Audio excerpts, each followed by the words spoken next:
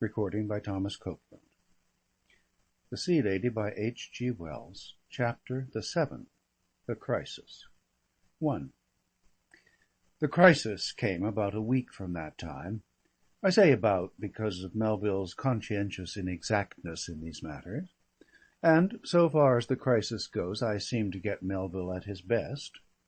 He was keenly interested, keenly observant, and his more than average memory took some excellent impressions. To my mind, at any rate, 2 at least of these people come out fuller and more convincingly than anywhere else in this painfully disinterred story. He has given me here an Adeline I seem to believe in, and something much more like Chatteris than any of the broken fragments I have had to go upon, and amplify and fudge together so far. And for all such transient lucidities in this mysterious story, the reader no doubt will echo my heaven be thanked. Melville was called down to participate in the crisis at Sandgate by a telegram from Mrs. Bunting, and his first exponent of the situation was Fred Bunting. "Come down. Urgent. Please," was the irresistible message from Mrs. Bunting. My cousin took the early train and arrived at Sandgate in the forenoon.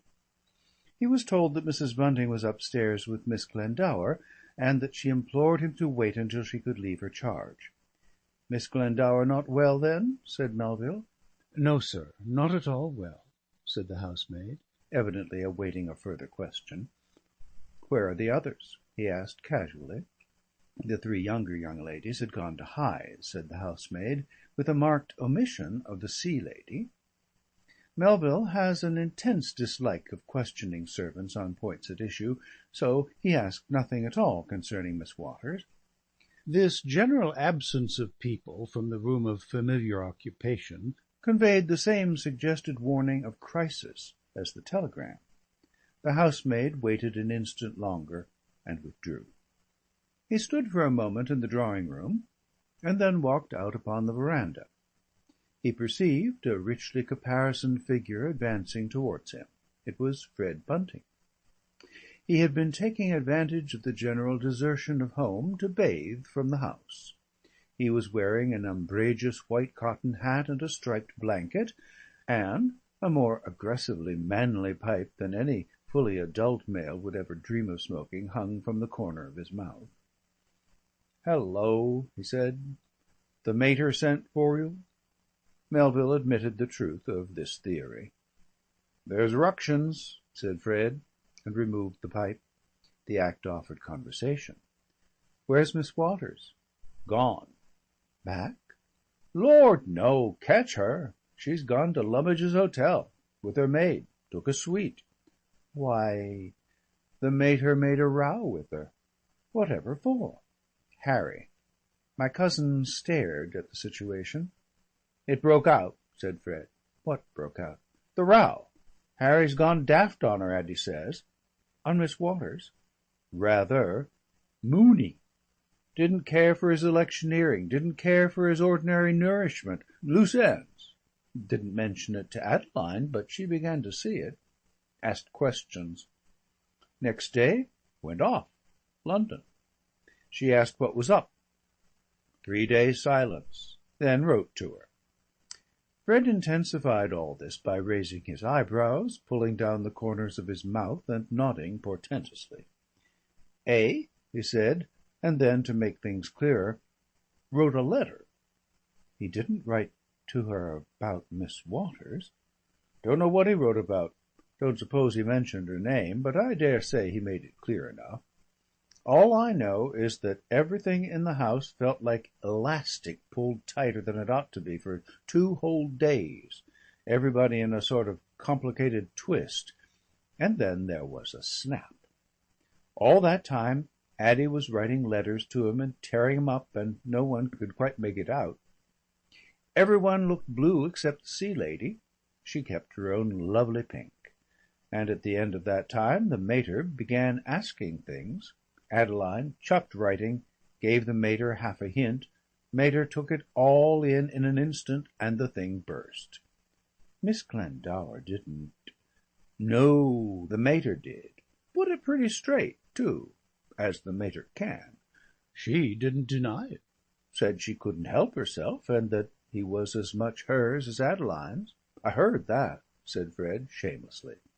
Pretty thick, eh? Considering he's engaged. And the mater gave it her pretty straight. Said, I've been very much deceived in you, Miss Waters, very much indeed. I heard her. And then asked her to go. Said she'd requited us ill for taking her up when nobody but a fisherman would have looked at her. She said that. Well, words to that effect. And Miss Waters went, in a first-class cab, maid and boxes in another, all complete. Perfect lady. Couldn't have believed if I hadn't seen it. The tale, I mean. And Miss Glendower? Addie? Oh, she's been going it. Comes downstairs and does the pale-faced heroine, and goes upstairs and does the broken-hearted part. I know. It's all very well. You never had sisters. You know.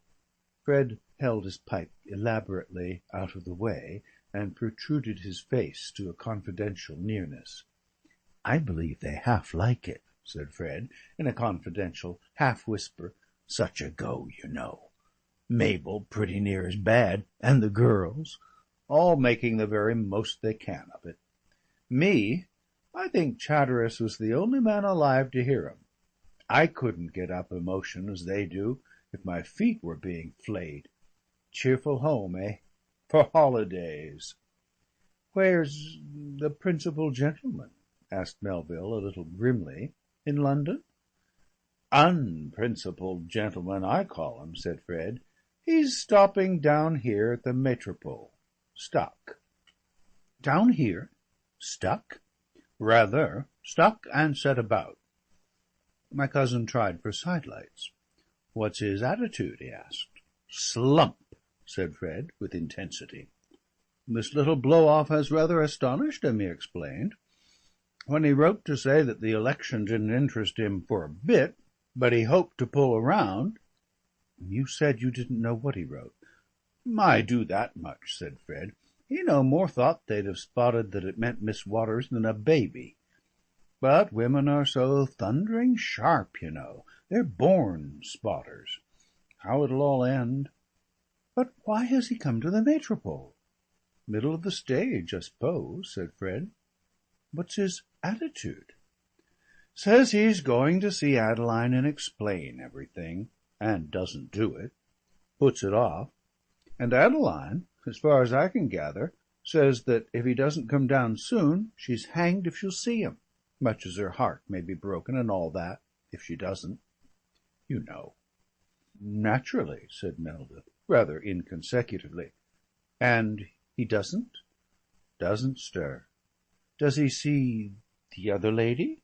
We don't know. We can't watch him. But if he does, he's clever. Why, there's about 100 blessed relatives of his in the place. Came like crows for a corpse. I never saw such a lot. Talk about a man of good old family. It's decaying. I never saw such a high old family in my life. Aunts they are, chiefly. Aunts? Aunts! Say, they've rallied round him. How they got hold of it, I don't know. Like vultures. Unless the mater... but they're here. They're all at him, using their influence with him, threatening to cut off legacies and all that. There's one old girl at Bates, Lady Pointing Mallow, least bit horsey, but about as all right as any of 'em, who's been down here twice. Seems a trifle disappointed in Adeline. And there's 2 aunts at Wampach's, you know, the sort that stop at Wampach's, regular hothouse flowers. A watering potful of real icy-cold water would kill both of 'em. And there's one come over from the continent, short hair, short skirts, regular terror. She's at the pavilion. They're all chasing round saying, where is this woman-fish sort of thing? Let me peek. Does that constitute 100 relatives? Practically. The Wampachers are sending for a bishop who used to be his schoolmaster. No stone unturned, eh? None. And has he found out yet that she's a mermaid? I don't believe he has. The pater went up to tell him.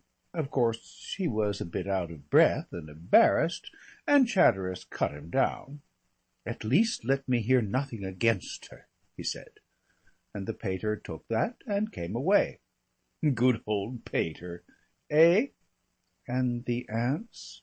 They're taking it in. Mainly they grasp the fact that he's going to jilt Adeline, just as he jilted the American girl. The mermaid side they seem to boggle at. Old people like that don't take to a new idea all at once. The Wampatch ones are shocked, but curious. They don't believe for a moment she really is a mermaid, but they want to know all about it. And the one down at the pavilion simply said, "Bosh! How can she breathe under water? Tell me that, Mrs. Bunting. She's some sort of person you have picked up. I don't know how, but mermaid she cannot be." They'd be all tremendously down on the mater, I think, for picking her up, if it wasn't that they can't do without her help to bring Addie round again. Pretty mess all round, eh? I suppose the aunts will tell him? What? About the tale? I suppose they will. And what then? Heaven knows, just as likely they won't. My cousin meditated on the veranda tiles for a space. "It amuses me," said Fred Bunting. "Look here," said my cousin Melville. "What am I supposed to do? Why have I been asked to come?" "I don't know. Stir it up a bit, I expect. Everybody do a bit, like the Christmas pudding." "But," said Melville. "I've been bathing," said Fred. "Nobody asked me to take a hand, and I didn't. It won't be a good pudding without me, but there you are. There's only one thing I can see to do. It might be the right thing. What is it?" "Punch Chatteris's head." "I don't see how that would help matters." "Oh, it wouldn't help matters," said Fred, adding, with an air of conclusiveness, "There it is." Then, adjusting the folds of his blanket to a greater dignity, and replacing his long extinct large pipe between his teeth, he went on his way. The tail of his blanket followed him reluctantly through the door. His bare feet padded across the hall and became inaudible on the carpet of the stairs. "Fred," said Melville, going doorward with a sudden afterthought for fuller particulars. But Fred had gone. Instead, Mrs. Bunting appeared. 2. She appeared with traces of recent emotion. "I telegraphed," she said. "We are in dreadful trouble. Miss Waters, I gather. She's gone." She went towards the bell and stopped. "They'll get luncheon as usual," she said. "You will be wanting your luncheon." She came towards him with rising hands. "You cannot imagine," she said. "That poor child." "You must tell me," said Melville. "I simply do not know what to do. I don't know where to turn." She came nearer to him. She protested.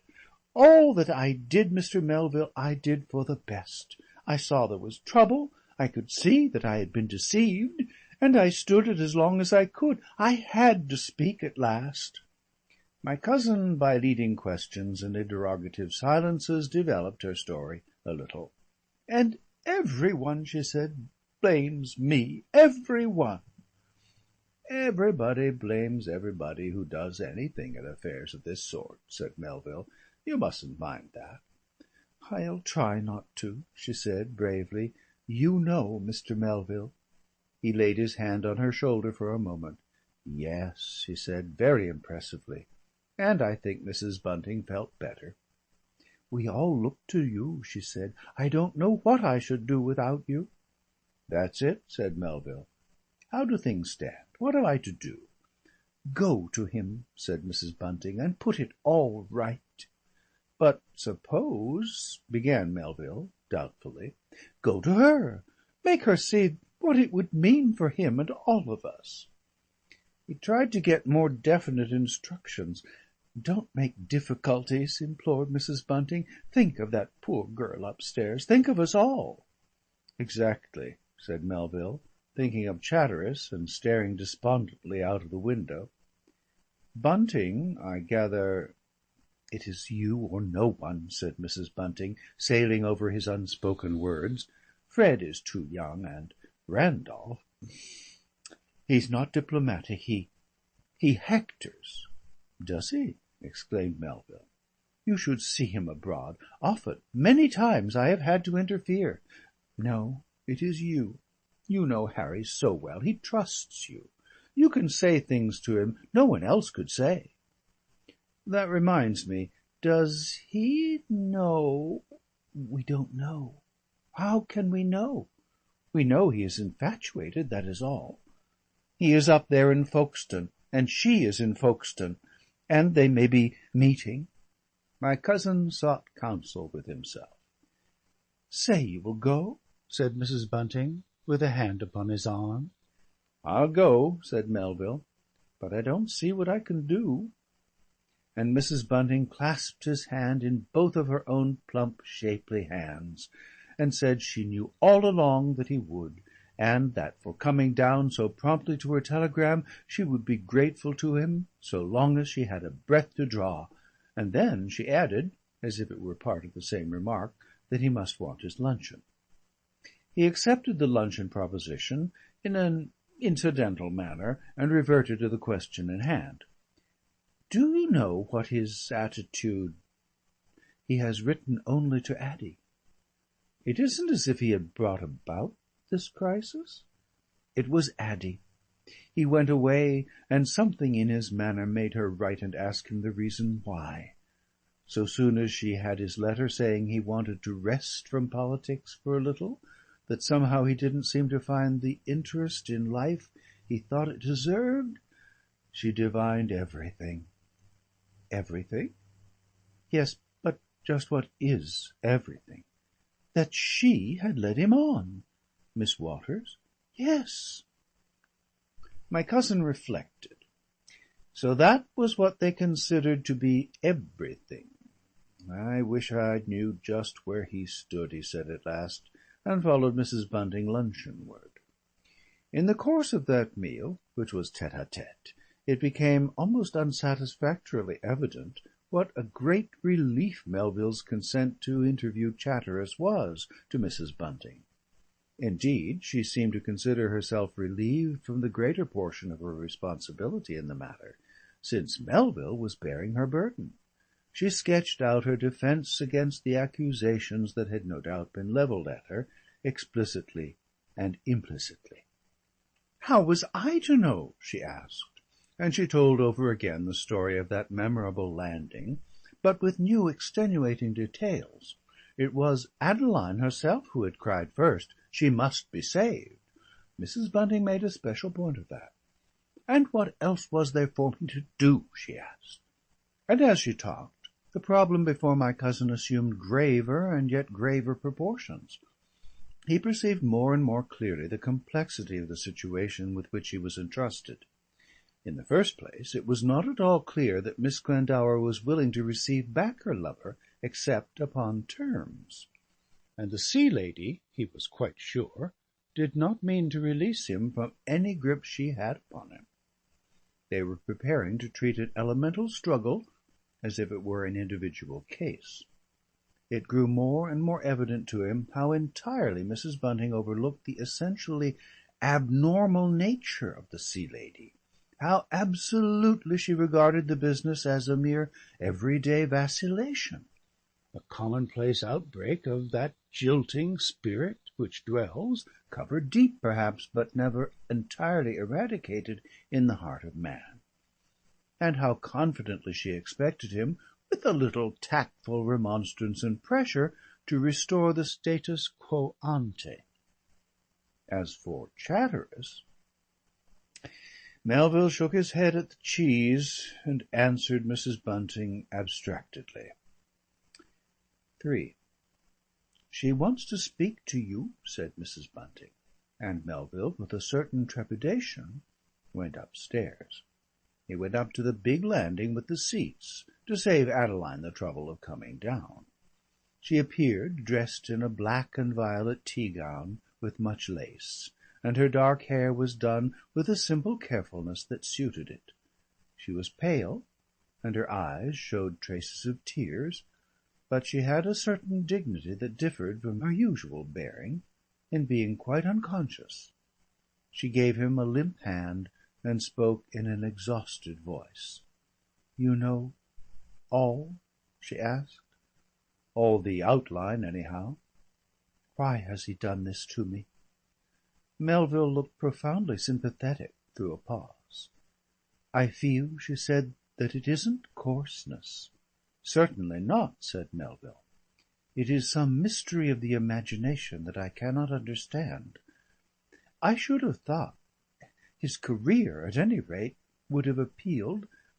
She shook her head and regarded a pot of ferns fixedly for a space.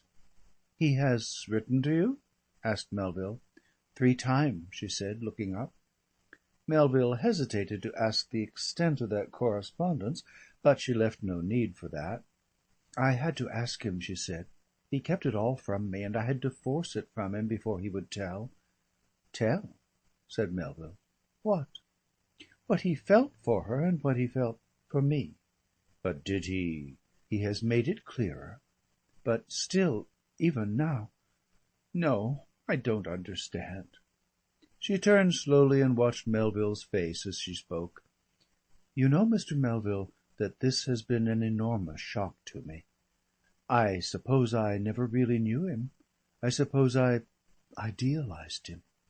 I thought he cared for our work, at any rate. He did care for our work. He believed in it. Surely he believed in it?" "He does," said Melville. "And then but how can he?" He is a man with rather a strong imagination." "Or a weak will?" "Relatively, yes." "It is so strange," she sighed. "It is so inconsistent. It is like a child catching at a new toy. Do you know, Mr. Melville," she hesitated, "all this has made me feel old. I feel very much older, very much wiser than he is. I cannot help it. I am afraid it is for all women to feel that sometimes." She reflected profoundly. For all women. The child, man. I see now just what Sarah Grand meant by that. She smiled a wan smile. "I feel just as if he had been a naughty child. And I worshipped him, Mr. Melville," she said, and her voice quivered. My cousin coughed and turned about to stare hard out of the window. He was, he perceived, much more shockingly inadequate even than he had expected to be. "If I thought she could make him happy," she said presently, leaving a hiatus of generous self-sacrifice. "The case is complicated," said Melville. Her voice went on, clear and a little high, resigned, impenetrably assured. "But she would not. All his better side, all his serious side, she would miss it and ruin it all." "Does he?" began Melville, and repented of the temerity of his question. "Yes," she said. "Does he ask to be released?" "No. He wants to come back to me." "And you?" "He doesn't come." "But do you want him back?" "How can I say, Mr. Melville? He does not say certainly even that he wants to come back." My cousin Melville looked perplexed. He lived on the superficies of emotion, and these complexities in matters he had always assumed were simple put him out. "There are times," she said, "when it seems to me that my love for him is altogether dead. Think of the disillusionment, the shock, the discovery of such weakness." My cousin lifted his eyebrows and shook his head in agreement. "His feet. To find his feet were of clay." There came a pause. "It seems as if I have never loved him. And then I think of all the things that still might be." Her voice made him look up, and he saw that her mouth was set hard and tears were running down her cheeks. It occurred to my cousin, he says, that he would touch her hand in a sympathetic manner, and then it occurred to him that he wouldn't. Her words rang in his thoughts for a space, And then he said, somewhat tardily, "He may still be all those things." "I suppose he may," she said slowly and without colour. The weeping moment had passed. "What is she?" She changed abruptly. "What is this being who has come between him and all the realities of life? What is there about her? And why should I have to compete with her, because he doesn't know his own mind?" "For a man," said Melville, "to know his own mind is to have exhausted one of the chief interests in life. After that, a cultivated extinct volcano, if ever it was a volcano." He reflected egotistically for a space. Then, with a secret start, he came back to consider her. "What is there?" she said, with that deliberate attempt at clearness which was one of her antipathetic qualities for Melville. "What is there that she has, that she offers, that I—" Melville winced at this deliberate proposal of appalling comparisons. All the cat-like quality in his soul came to his aid. He began to edge away and walk obliquely and generally to shirk the issue. "My dear Miss Glendower," he said, and tried to make that seem an adequate reply. "What is the difference?" she insisted. "There are impalpable things," waved Melville. "They are above reason and beyond describing." "But you," she urged, "you take an attitude. You must have an impression. Why don't you see, Mr. Melville, this is very—" her voice caught for a moment, "very vital for me. It isn't kind of you if you have impressions.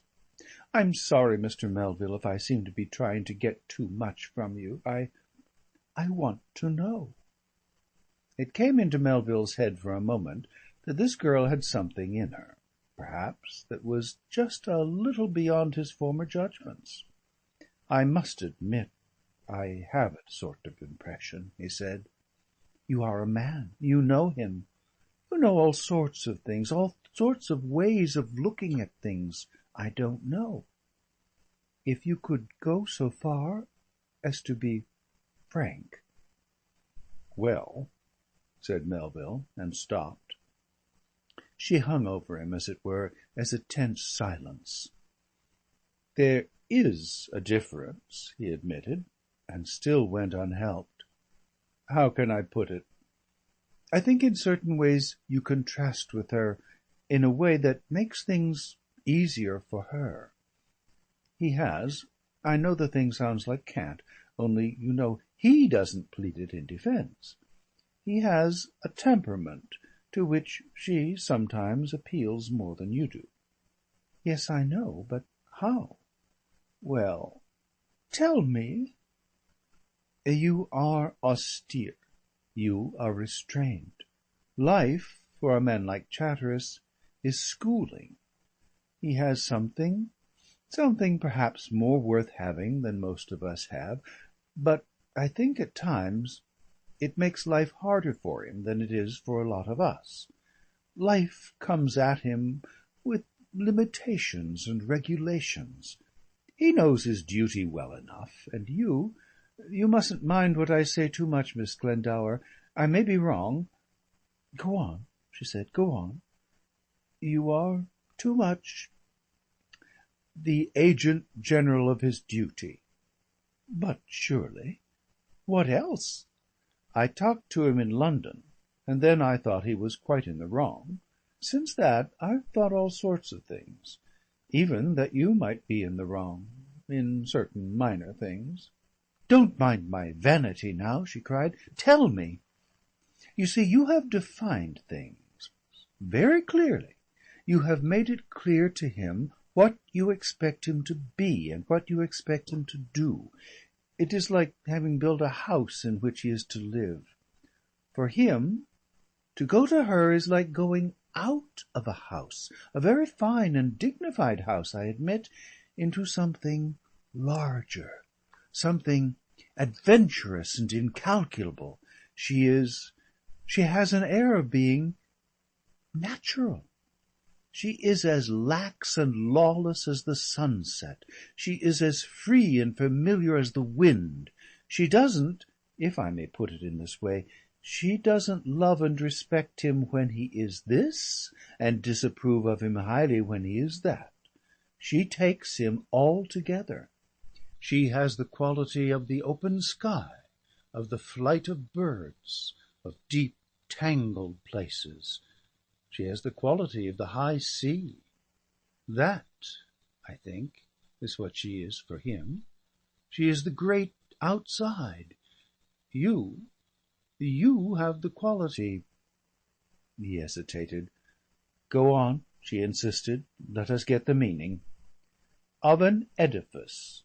"I don't sympathise with him," said Melville. "I am a tame cat, and I should scratch and mew at the door directly I got outside of things. I don't want to go out. The thought scares me. But he is different." "Yes," she said, "he is different." For a time it seemed that Melville's interpretation had hold of her. She stood thoughtful. Slowly other aspects of the thing came into his mind. "Of course," she said, thinking as she looked at him. "Yes, yes, that is the impression. That is the quality. But in reality there are other things in the world besides effects and impressions.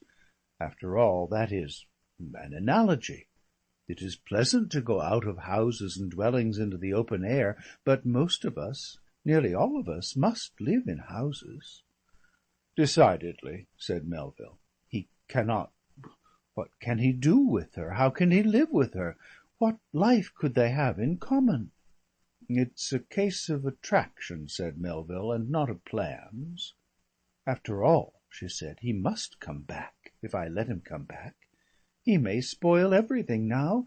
He may lose his election and be forced to start again, lower and less hopefully.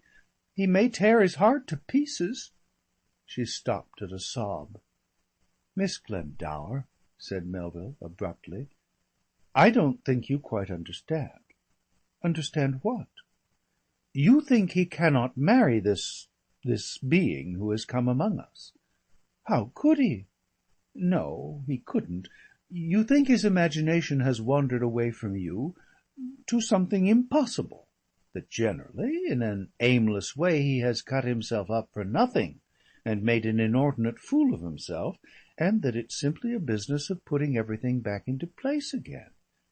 He paused, and she said nothing, but her face was attentive. "What you do not understand," he went on, "what no one seems to understand, is that she comes out of the sea, out of some other world. She comes whispering that this life is a phantom life, unreal, flimsy, limited, casting upon everything a spell of disillusionment. So that he, yes, and then she whispers, there are better dreams." The girl regarded him in frank perplexity. "She hints of these vague better dreams. She whispers of a way." "What way?" "I do not know what way, but it is something that tears at the very fabric of this daily life." "You mean—" "She is a mermaid. She is a thing of dreams and desires, a siren, a whisper and a seduction. She will lure him with her." He stopped. "Where?" she whispered. "Into the deeps." "The deeps?" They hung upon a long pause. Melville sought vagueness with infinite solicitude and could not find it. He blurted out at last, "There can be but one way out of this dream we are all dreaming, you know." "And that way?" "That way," began Melville, and dared not say it. "You mean," she said with a pale face, half awakened to a new thought, "the way is—" Melville shirked the word. He met her eyes and nodded weakly. "But how?" she asked.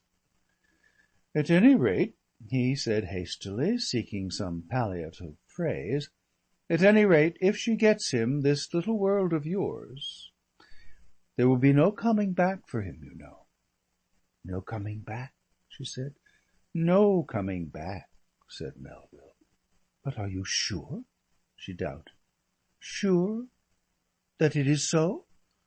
The desire is desire, and the deep the deep?" "Yes." "I never thought—" she began and stopped. "Mr. Melville," she said, "you know I don't understand. I scarcely know what I thought. I thought he was trivial and foolish to let his thoughts go wandering. I agreed. I see your point as to the difference in our effect upon him. But this suggestion that for him she may be something determining and final. After all, she is nothing," he said. "She is the hand that takes hold of him, the shape that stands for things unseen." "What things unseen?" My cousin shrugged his shoulders. "Something we never find in life," he said. "Something we are always seeking." "But what?" she asked. Melville made no reply. She scrutinised his face for a time, and then looked out at the sunlight again. "Do you want him back?" he said.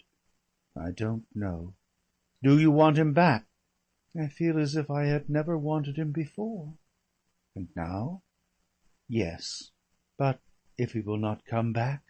"He will not come back," said Melville, "for the work." "I know." "He will not come back for his self-respect, or any of those things." "No. Those things, you know, are only fainter dreams. All the palace you have made for him is a dream. But—" "Yes?" "He might come back," he said, and looked at her and stopped. "He tells me he had some vague intention of startling her, rousing her, wounding her to some display of romantic force, some insurgence of passion that might yet win Chatteris back. And then in that moment, and like a blow, it came to him how foolish such a fancy had been. There she stood, impenetrably herself, limitedly intelligent, well-meaning, imitative, and powerless. Her pose, her face, suggested nothing but a clear and reasonable objection to all that had come to her, a critical antagonism, a steady opposition. And then, amazingly, she changed. She looked up, and suddenly held out both her hands, and there was something in her eyes that he had never seen before. Melville took her hands mechanically, and for a second or so they stood looking with a sort of discovery into each other's eyes. "Tell him," she said with an astounding perfection of simplicity, "to come back to me. There can be no other thing than what I am. Tell him to come back to me. And tell him that. Forgiveness? No. Tell him I want him. If he will not come for that, he will not come at all. If he will not come back for that—" She halted for a moment. "I do not want him. No, I do not want him. He is not mine, and he may go." His passive hold of her hands became a pressure. Then they dropped apart again. "You are very good to help us," she said, as he turned to go. He looked at her. "You are very good to help me," she said, and then, "Tell him whatever you like, if only he will come back to me. No. Tell him what I have said." He saw she had something more to say, and stopped. "You know, Mr. Melville, all this is like a book newly opened to me. Are you sure?" "Sure?" "Sure of what you say? Sure of what she is to him? Sure that if he goes on he will—" She stopped. He nodded. "It means—" she said, and stopped again. "No adventure, no incident, but a going out from all that this life has to offer." "You mean?" she insisted. "You mean—" "Death," said Melville, starkly, and for a space both stood without a word. She winced, and remained looking into his eyes. Then she spoke again. "Mr. Melville, tell him to come back to me. Anne, tell him to come back to me, or—" A sudden note of passion rang in her voice. "If I have no hold upon him, let him go his way." "But—" said Melville. "I know," she cried, with her face set. "I know. But if he is mine, he will come to me, and if he is not, let him dream his dream." Her clenched hand tightened as she spoke. He saw in her face she would say no more, that she wanted urgently to leave it there. He turned again towards the staircase. He glanced at her and went down. As he looked up from the bend of the stairs, she was still standing in the light. He was moved to proclaim himself in some manner her adherent, but he could think of nothing better than, "Whatever I can do, I will." And so, after a curious pause, he departed, rather stumblingly, from her sight. 4. After this interview, it was right and proper that Melville should have gone at once to Chatteris. But the course of events in the world does occasionally display a lamentable disregard for what is right and proper. Points of view were destined to crowd upon him that day, for the most part entirely unsympathetic points of view. He found Mrs. Bunting in the company of a boldly trimmed bonnet in the hall, waiting, it became clear, to intercept him. As he descended in a state of extreme preoccupation, the boldly trimmed bonnet revealed beneath it a white-faced, resolute person in a duster and sensible boots. This stranger, Mrs. Bunting made apparent, was Lady Poynting Mallow, one of the more representative of the Chatteris aunts. Her ladyship made a few inquiries about Adeline, with an eye that took Melville's measure, and then, after agreeing to a number of the suggestions Mrs. Bunting had to advance, proposed that he should escort her back to her hotel. He was much too exercised with Adeline to discuss the proposal. "I walk," she said, "and we go along the lower road." He found himself walking. She remarked, as the Bunting door closed behind them, that it was always a comfort to have to do with a man, and there was a silence for a space. I don't think at that time Melville completely grasped the fact that he had a companion, but presently his meditations were disturbed by her voice.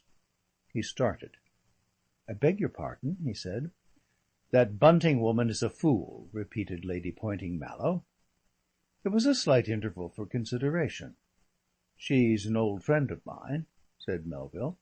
"Quite possibly," said Lady Poynting Mallow. The position seemed a little awkward to Melville for a moment. He flicked a fragment of orange peel into the road. "I want to get to the bottom of all this," said Lady Poynting Mallow. "Who is this other woman?" "What other woman?" "Tertium quid," said Lady Poynting Mallow, with a luminous incorrectness. "Mermaid, I gather," said Melville. "What's the objection to her?"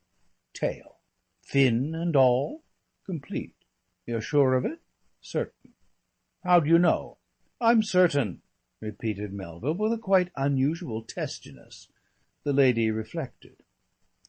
"Well, there are worse things in the world than a fishy tail," she said at last. Melville saw no necessity for a reply. Said Lady Poynting Mallow, apparently by way of comment on his silence, and for a space they went on. "That Glendower girl is a fool too," she added after a pause. My cousin opened his mouth and shut it again. How can one answer when ladies talk in this way? But if he did not answer, at any rate his preoccupation was gone. He was now acutely aware of the determined person at his side. "She has means?" she asked abruptly. "Miss Glendower?" "No, I know all about her. The other." "The mermaid?" "Yes, the mermaid. Why not?" "Oh, she very considerable means. Galleons, Phoenician treasure ships, wrecked frigates, submarine reefs. Well, that's all right. And now will you tell me, Mr. Melville, why shouldn't Harry have her? What if she is a mermaid? It's no worse than an American silver mine, and not nearly so raw and ill-bred." In the first place there's his engagement." "Oh, that. And in the next there's the Sea Lady." "But I thought she's a mermaid. It's no objection. So far as I can see, she'd make an excellent wife for him. And, as a matter of fact, down here she'd be able to help him in just the right way. The member here he'll be fighting, this Sassoon man, makes a lot of capital out of deep-sea cables. Couldn't be better. Harry could dish him easily, that's all right. Why shouldn't he have her?" She stuck her hands deeply into the pockets of her dust-coat, and a china blue eye regarded Melville from under the brim of the boldly trimmed bonnet. "You understand, clearly, she is a properly constituted mermaid with a real, physical tail?" "Well," said Lady Poynting Mallow. "Apart from any question of Miss Glendower, that's understood.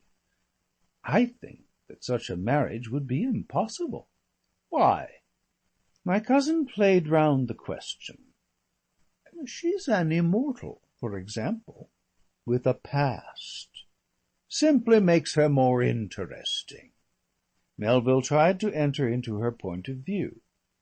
"You think," he said, "she would go to London for him, and marry at St. George's, Hanover Square, and pay for a mansion in Park Lane and visit just anywhere he liked? That's precisely what she would do. Just now, with a court that is waking up." "It's precisely what she won't do," said Melville. "But any woman would do it who had the chance." "She's a mermaid." "She's a fool," said Lady Poynting Mallow.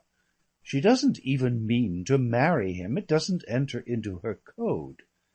"The hussy! What does she mean?" My cousin made a gesture seaward. "That," he said. "She's a mermaid." "What?" "Out there." "Where?" "There." Lady Poynting Mallow scanned the sea as if it were some curious new object. "It's an amphibious outlook for the family," she said, after reflection. "But even then, if she doesn't care for society, and it makes Harry happy, and perhaps after they are tired of rusticating—" "I don't think you fully realise that she is a mermaid," said Melville, "and Chatteris, you know, breathes air." "That is a difficulty," admitted Lady Poynting Mallow, and studied the sunlit offing for a space. "I don't see why it shouldn't be managed for all that," she considered after a pause. "It can't be," said Melville, with arid emphasis. "She cares for him? She's come to fetch him. If she wants him badly, he might make terms. In these affairs it's always one or other has to do the buying. She'd have to marry, anyhow." My cousin regarded her impenetrably satisfied face. "He could have a yacht and a diving bell," she suggested, "if she wanted him to visit her people. They are pagan demigods, I believe, and live in some mythological way in the Mediterranean." "Dear Harry's a pagan himself, so that doesn't matter. And as for being mythological, all good families are. He could even wear a diving dress if one could be found to suit him." "I don't think that anything of the sort is possible for a moment." "Simply because you've never been a woman in love," said Lady Poynting Mallow, with an air of vast experience. She continued the conversation. "If it's sea water she wants, it would be quite easy to fit up a tank wherever they lived, and she could easily have a bath chair, like a sitz bath on wheels. Really, Mr. Milvain—" "Melville. Mr. Melville, I don't see where your impossible comes in. Have you seen the lady? Do you think I've been in Folkestone 2 days doing nothing? You don't mean you called on her?" "Dear no, it's Harry's place to settle that. But I've seen her in her bath chair on the Leas, and I'm certain I've never seen any one who looked so worthy of dear Harry. Never." "Well, well," said Melville. "Apart from any other considerations, you know, there's Miss Glendower. I've never regarded her as a suitable wife for Harry. Possibly not. Still, she exists." "So many people do," said Lady Poynting Mallow. She evidently regarded that branch of the subject as dismissed. They pursued their way in silence. "What I wanted to ask you, Mr. Melville, is just precisely where you come into this business. I'm a friend of Miss Glendower, who wants him back. Frankly, yes. Isn't she devoted to him? I presume, as she's engaged, she ought to be devoted to him. Yes. Well, why can't she see that she ought to release him for his own good? She doesn't see it's for his good, nor do I. Simply an old-fashioned prejudice because the woman's got a tail. Those old frumps at Wampach's are quite of your opinion." Melville shrugged his shoulders. "And so I suppose you're going to bully and threaten on account of Miss Glendower. You'll do no good. May I ask what you are going to do? What a good aunt always does. And that? Let him do what he likes. Suppose he wants to drown himself. My dear Mr. Milvain, Harry isn't a fool. I've told you she's a mermaid 10 times." A constrained silence fell between them. It became apparent they were near the Folkestone lift. "You'll do no good," said Lady Poynting Mallow. Melville's escort concluded at the lift station. There the lady turned upon him. "I'm greatly obliged to you for coming, Mr. Milvain," she said, "and very glad to hear your views of this matter.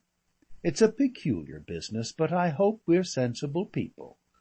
You think over what I've said. As a friend of Harry's you are a friend of Harry's? We've known each other some years. I feel sure you will come round to my point of view sooner or later.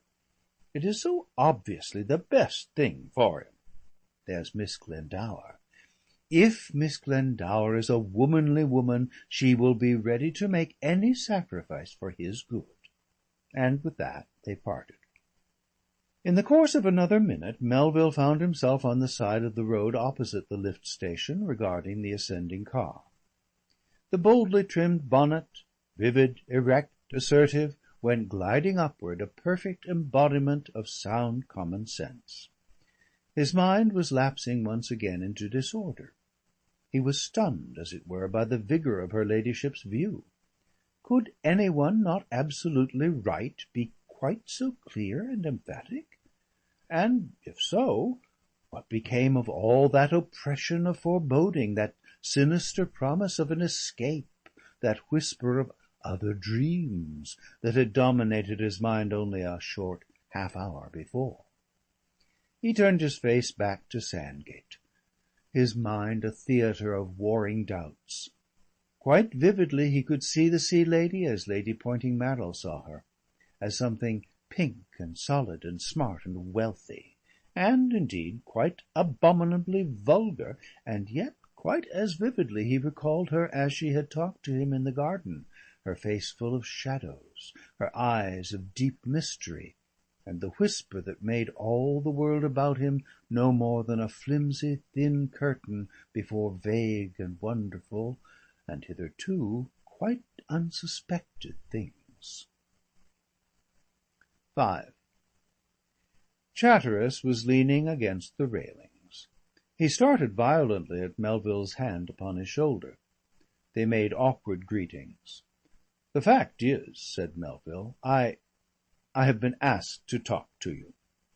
"Don't apologise," said Chatteris. "I'm glad to have it out with some one." There was a brief silence. They stood side by side, looking down upon the harbour. Behind, the evening band played remotely, and the black little promenaders went to and fro under the tall electric lights. I think Chatteris decided to be very self-possessed at first, a man of the world. "It's a gorgeous night," he said. "Glorious," said Melville, playing up to the key set. He clicked his cutter on a cigar. "There was something you wanted me to tell you." "I know all that," said Chatteris, with the shoulder towards Melville becoming obtrusive. "I know everything. You have seen and talked to her?" "Several times." There was perhaps a minute's pause. "What are you going to do?" asked Melville. Chatteris made no answer, and Melville did not repeat his question. Presently Chatteris turned about. "Let's walk," he said, and they paced westward, side by side. He made a little speech. "I'm sorry to give everybody all this trouble," he said, with an air of having prepared his sentences. "I suppose there is no question that I have behaved like an ass. I am profoundly sorry. Largely it is my own fault. But you know, so far as the overt kick-up goes, there is a certain amount of blame attaches to our outspoken friend Mrs. Bunting." "I'm afraid there is," Melville admitted. "You know, there are times when one is under the necessity of having moods.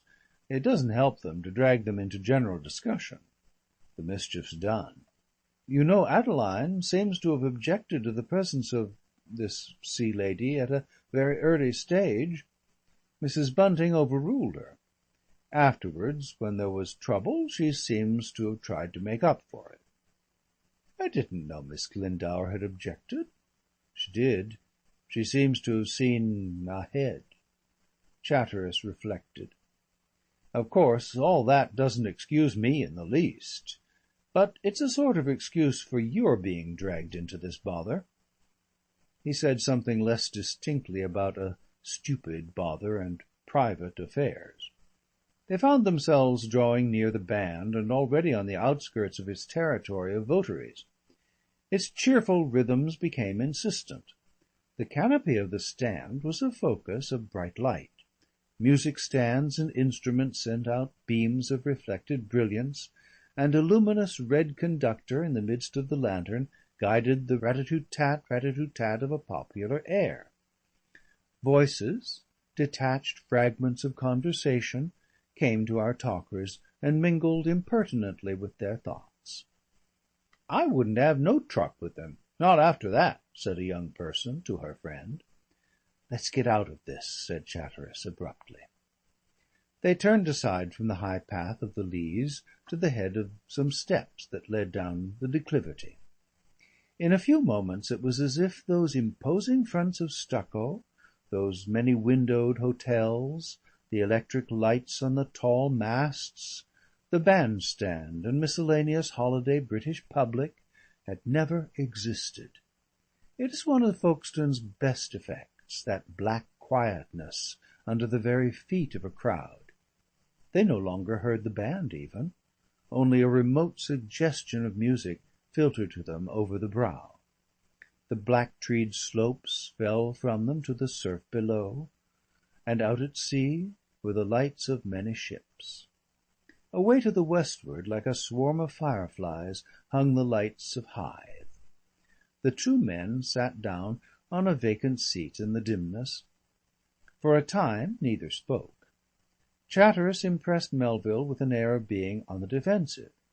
He murmured in a meditative undertone, "I wouldn't have no truck with them, not after that." "I will admit, by every standard," he said aloud, "that I have been flappy and feeble and wrong. Very. In these things there is a prescribed and definite course. To hesitate, to have two points of view, is condemned by all right-thinking people. Still, one has the two points of view. You have come up from Sandgate?" "Yes." "Did you see Miss Glendower?" "Yes." "Talked to her?" "I suppose. What do you think of her?" His cigar glowed into an expectant brightness while Melville hesitated at his answer, and showed his eyes thoughtful upon Melville's face. "I've never thought her," Melville sought more diplomatic phrasing, "I've never found her exceptionally attractive before. Handsome, you know, but not winning. But this time she seemed rather splendid." "She is," said Chatteris. She is." He sat forward and began flicking imaginary ash from the end of his cigar. "She is splendid," he admitted. "You only begin to imagine. You don't, my dear man, know that girl. She is not quite in your line. She is, I assure you, the straightest and cleanest and clearest human being I have ever met. She believes so firmly. She does right so simply. There is a sort of queenly benevolence, a sort of integrity of benevolence." He left the sentence unfinished, as if, unfinished, it completely expressed his thought. "She wants you to go back to her," said Melville bluntly. "I know," said Chatteris, and flicked again at that ghostly ash. "She has written that. That's just where her complete magnificence comes in. She doesn't fence and fool about as the she-women do. She doesn't squawk and say, 'You've insulted me and everything's at an end.' And she doesn't squawk and say, 'For God's sake, come back to me.' She doesn't say, 'She won't have no truck with me, not after this.' She writes straight. I don't believe, Melville, I half knew her until all this business came up. She comes out. Before that it was, as you said, and I perceived all along, a little too statistical." He became meditative, and his cigar glow waned and presently vanished altogether. "You are going back?" "By Jove, yes." Melville stirred slightly, and then they both sat rigidly quiet for a space. Then, abruptly, Chatteris flung away his extinct cigar. He seemed to fling many other things away with that dim gesture. "Of course," he said, "I shall go back. It is not my fault," he insisted, "that this trouble, this separation has ever arisen. I was moody, I was preoccupied, I know. Things had got into my head. But if I'd been left alone, I have been forced into this position," he summarized. "You understand," said Melville, "that, though I think matters are indefined and distressing just now, I don't attach blame anywhere." "You're open-minded," said Chatteris. "That's just your way. And I can imagine how all this upset and discomfort distresses you. You're awfully good to keep so open-minded and not to consider me an utter outcast, an ill-regulated disturber of the order of the world." "It's a distressing state of affairs," said Melville. "But perhaps I understand the forces pulling at you better than you imagine." "They're very simple, I suppose." "Very." "And yet—" "Well?" He seemed to hesitate at a dangerous topic. "The other," he said. Melville's silence bade him go on. He plunged from his prepared attitude. "What is it? Why should this being come into my life as she has done, if it is so simple? What is there about her, or me, that has pulled me so astray? She has, you know. Here we are, at 6s and 7s. It's not the situation, it's the mental conflict. Why am I pulled about? She has got into my imagination. How? I haven't the remotest idea." "She's beautiful," meditated Melville. "She's beautiful, certainly. But so is Miss Glendower." "She's very beautiful. I'm not blind, Chatteris. She's beautiful in a different way." "Yes, but that's only the name for the effect. Why is she very beautiful?" Melville shrugged his shoulders. "She's not beautiful to everyone." "You mean Bunting keeps calm?" "Oh, he and other people don't seem to see it, as I do. Some people seem to see no beauty at all, as we do. With emotion, that is." "Why do we? We see finer. Do we? Is it finer? Why should it be finer to see beauty where it is fatal to us to see it? Why? Unless we are to believe there is no reason in things, why should this impossibility be beautiful to any one anyhow? Put it as a matter of reason, Melville. Why should her smile be so sweet to me? Why should her voice move me? Why hers, and not Adeline's? Adeline has straight eyes, and clear eyes, and fine eyes, and all the difference there can be. What is it? An infinitesimal curving of the lid? An infinitesimal difference in the lashes, and it shatters everything in this way. Who could measure the difference? Who could tell the quality that makes me swim in the sound of her voice? The difference? After all, it's a visible thing. It's a material thing. It's in my eyes. By Jove! He laughed abruptly. Imagine old Helmholtz trying to gauge it with a battery of resonators, or Spencer in the light of evolution and the environment explaining it away. These things are beyond measurement, said Melville. Not if you measure them by their effect, said Chatteris.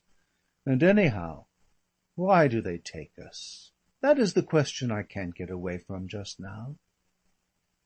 My cousin meditated, no doubt with his hands deep in his trousers pockets. It is an illusion, he said. It is a sort of glamour.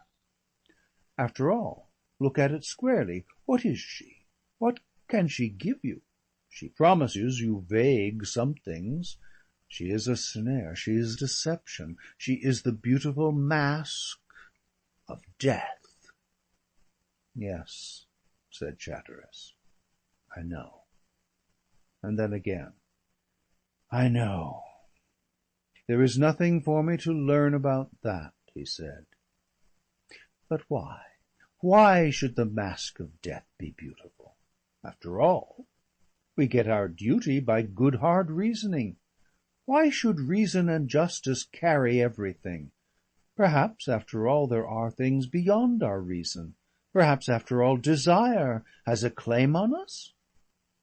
He stopped interrogatively, and Melville was profound.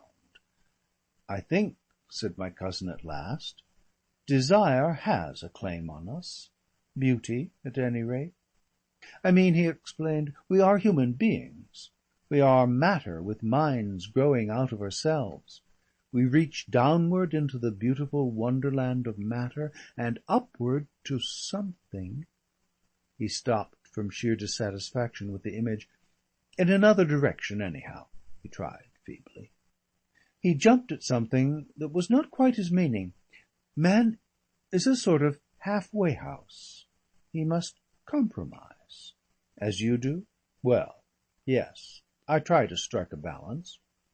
A few good old engravings. Good, I suppose.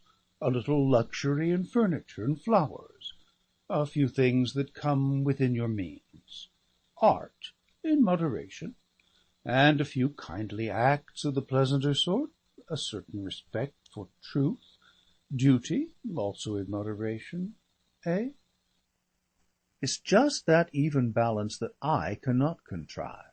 I cannot sit down to the oatmeal of this daily life, and wash it down with a temperate draught of beauty and water. Art! I suppose I'm voracious. I'm one of the unfit for the civilized stage.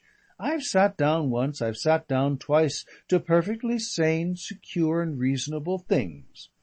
It's not my way, he repeated.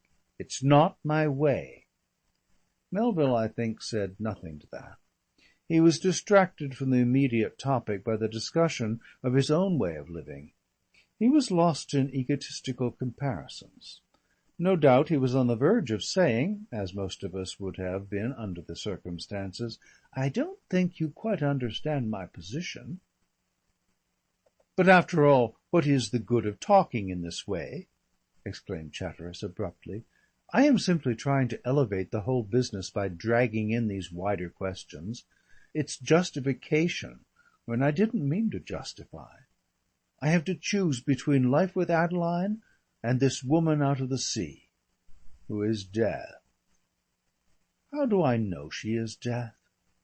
But you said you had made your choice." "I have." He seemed to recollect. "I have," he corroborated. "I told you.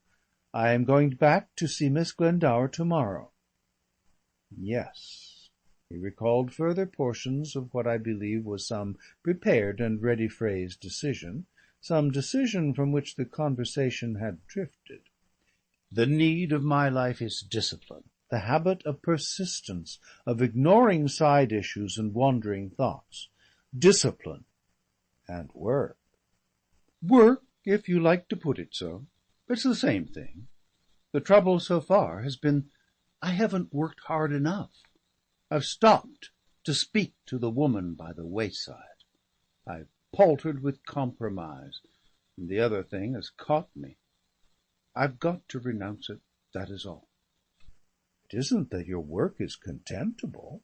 "By Jove, no, it's arduous. It has its dusty moments. There are places to climb that are not only steep but muddy. The world wants leaders. It gives a man of your class a great deal: leisure, honour, training and high traditions. And it expects something back. I know. I am wrong. Have been wrong, anyhow. This dream has taken me wonderfully, and I must renounce it. After all, it is not so much to renounce a dream. It's no more than deciding to live. There are big things in the world for men to do." Melville produced an elaborate conceit. "If there is no Venus Anadyomene," he said, "there is Michael and his sword." "The stern angel in armour. But then he had a good palpable dragon to slash, and not his own desires. And our way nowadays is to do a deal with the dragons somehow. Raise the minimum wage and get a better housing for the working classes by hook or by crook." Melville does not think that was a fair treatment of his suggestion. "No," said Chatteris, "I've no doubt about the choice. I'm going to fall in with the species. I'm going to take my place in the ranks in that great battle for the future which is the meaning of life. I want a moral cold bath, and I mean to take one. This lax dalliance with dreams and desires must end. I will make a timetable for my hours and a rule for my life. I will entangle my honour in controversies. I will give myself to service, as a man should do, clean-handed work, struggle, and performance. And there is Miss Glendower, you know." "Rather," said Chatteris, with a faint touch of insincerity. "Tall and straight-eyed and capable. By Jove! If there's to be no Venus Anadyomene, at any rate there will be a Pallas Athene. It is she who plays the reconciler." And then he said these words: "It won't be so bad, you know." Melville restrained a movement of impatience, he tells me, at that. Then Chatteris, he says, broke into a sort of speech. "The case is tried," he said. "The judgment has been given. I am that I am. I've been through it all and worked it out. I am a man, and I must go a man's way. There is desire, the light and guide of the world, a beacon on the headland blazing out. Let it burn! Let it burn! The road runs near it and by it, and past. I've made my choice. I've got to be a man. I've got to live a man and die a man and carry the burden of my class and time. There it is. I've had the dream. But you see, I keep hold of reason. Here, with the flame burning, I renounce it. I make my choice. Renunciation. Always renunciation. That is life for all of us. We have desires, only to deny them. Senses that we all must starve. We can live only as a part of ourselves. Why should I be exempt? For me she is evil. For me she is death. Only why have I seen her face? Why have I heard her voice?" 6. They walked out of the shadows and up a long sloping path until Sandgate. as a little line of lights came into view below.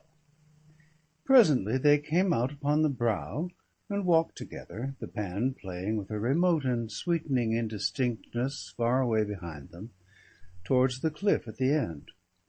They stood for a little while in silence, looking down. Melville made a guess at his companion's thoughts. "Why not come down tonight?" he asked. "On a night like this?" Chatteris turned about suddenly and regarded the moonlight and the sea.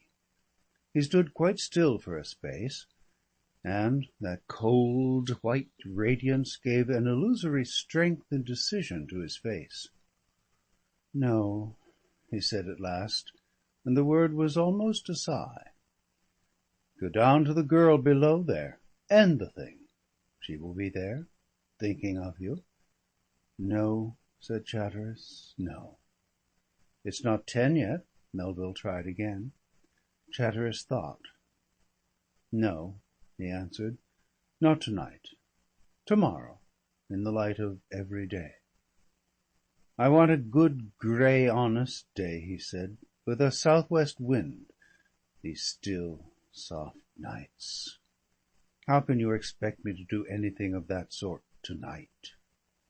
And then he murmured, as if he found the word a satisfying word to repeat, "Renunciation." "By Jove," he said, with the most astonishing transition, "but this is a night out of fairyland. Look at the lights of those windows below there, and then up into this enormous blue of sky, and there, as if it were fainting with moonlight, shines one star." The end of chapter 7. Recording by Thomas Copeland.